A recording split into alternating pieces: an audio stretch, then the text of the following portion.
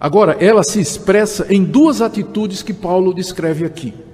A primeira é que o homem continua a praticar essas coisas, mesmo sabendo o resultado delas. Verso 32. Ora, conhecendo eles a sentença de Deus, de que são passíveis de morte o que tais coisas praticam, não somente as fazem, podemos traduzir, continuam fazendo, como também aprovam os que assim procedem. A revolta do homem contra a lei de Deus que está no seu coração e na sua consciência se expressa em primeiro lugar porque eles, mesmo sabendo que o salário do pecado é a morte, eles pecam do mesmo jeito. Eles desafiam a Deus, como por exemplo, alguém que sabe que se dirigir a alta velocidade, bêbado e sem cinto, quase que com certeza ele vai ter um acidente fatal, mas ele dirige a si mesmo. Ele vai embora. Quer saber? Pisa fundo, quero ver o que é que esse carro vai dar. A consciência está dizendo, olha, você está bêbado, você está sem cinto e você está a 180 por hora numa zona de 60. Ele não quer saber. Então, mesmo sabendo que Deus vai punir com a morte o pecado, o homem peca da mesma forma. Ele vai em frente do mesmo jeito, ele não mede as consequências, ele não reflete sobre o que o aguarda, ele considera o prazer do pecado como se ele dissesse assim, vale a pena. O gosto do pecado vale a pena. Experimentar o pecado é gostoso e eu troco esse prazer, ainda que momentâneo, por uma eternidade no inferno. É isso que está dizendo aqui. Mesmo que eles sabem que há um juízo divino eterno sobre isso, eles continuam pecando. Isso mostra um coração endurecido, não é verdade? O coração endurecido e disposto a pecar. Está resolvido que vai pecar, não importa as consequências. Ele sabe que mentir é errado, mas ele vai mentir do mesmo jeito.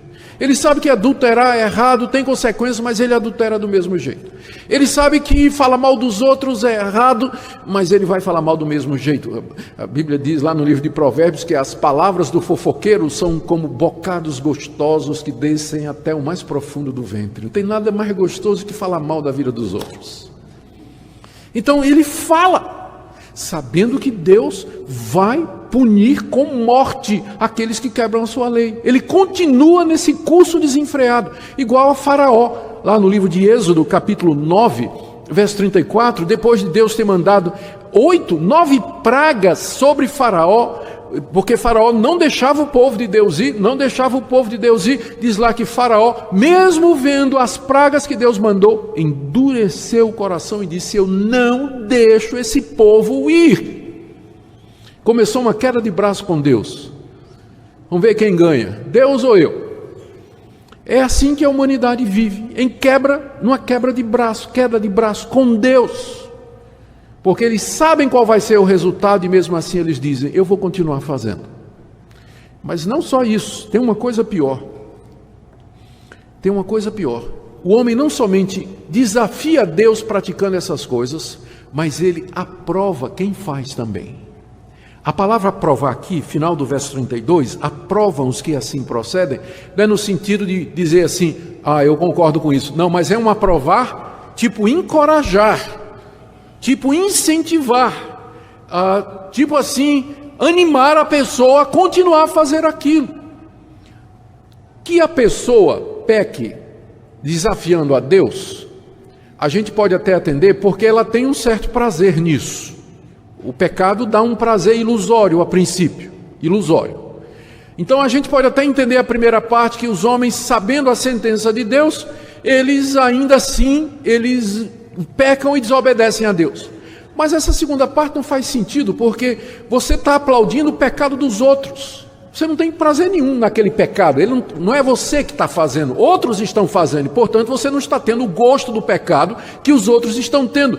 E se pelo menos você tivesse uma recompensa, tipo assim, eu estou sentindo prazer no que eu estou fazendo, até a gente entende, mas você aplaudir, encorajar outras pessoas a fazer aquilo que leva à sentença de morte, isso aqui passa a nossa compreensão. Aqui é o fundo do poço. É aqui que Paulo termina o processo. Ele está dizendo que a humanidade não somente desafia Deus, mas eles se encorajam a fazer isso.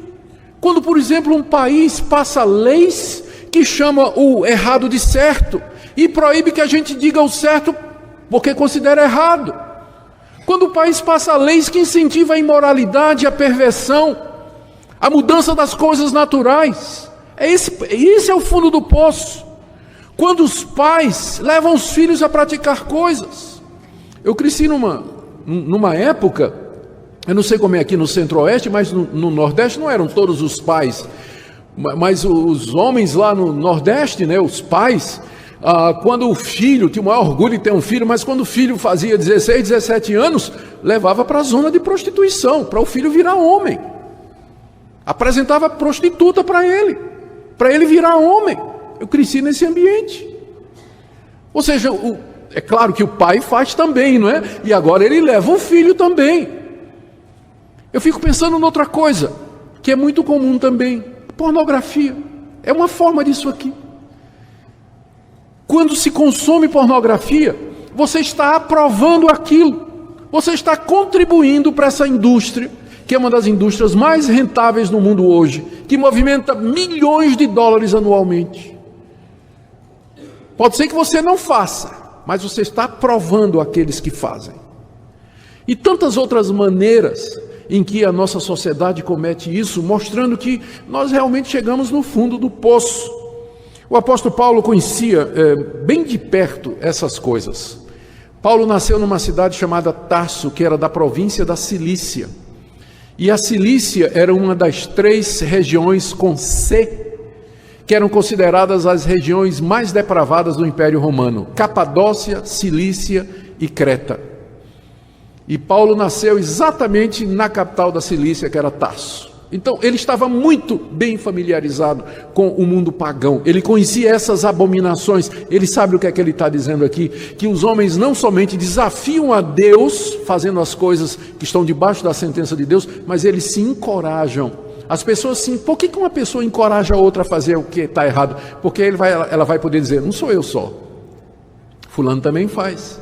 Quando os pecadores fazem as coisas juntos, eles pecam melhor em grupo, não é? Porque um apoia o outro.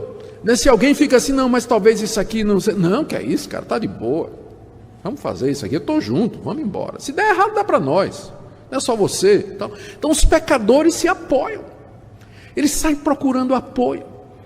Saem incentivando um ao outro já para aliviar a consciência, como quem diz assim: eu não sou o único errado.